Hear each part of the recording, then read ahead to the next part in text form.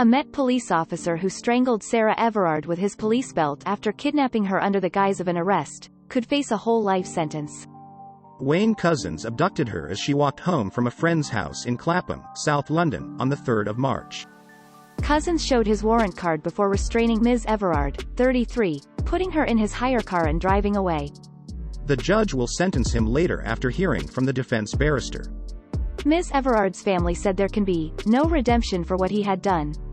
Couzens' 2-day sentencing hearing, which began on Wednesday, has been told that Ms. Everard's ordeal could be summarized as deception, kidnap, rape, strangulation, fire. The firearms officer, who had clocked off from a 12-hour shift at the American Embassy that morning, drove to a secluded rural area near Dover in Kent, where he parked up and raped Ms. Everard. The marketing executive, who lived in Brixton, South London, had been strangled by 2:30 Greenwich Mean Time the following morning, the Old Bailey heard. Couzens burned her body in a refrigerator in an area of woodland he owned in Hodes Wood, near Ashford, before dumping the remains in a nearby pond. He was arrested at his home in Deal, Kent, after police connected him to a hire car he used to abduct Ms. Everard, whose remains were found by police dogs on the 10th of March. Labour leader Sir Keir Starmer said it was essential to establish how the police officer was able to slip through the net, when there were obviously warning signs.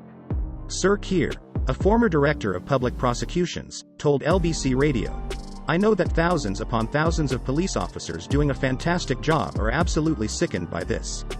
How on earth did he get through the net is the critical question that has got to be answered."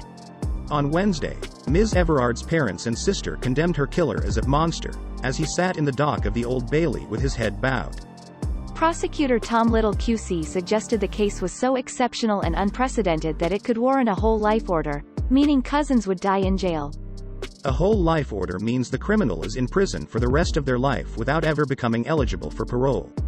It differs from a life sentence, under which the prisoner is given a number of years they must spend in jail, after which they will be eligible to apply for parole.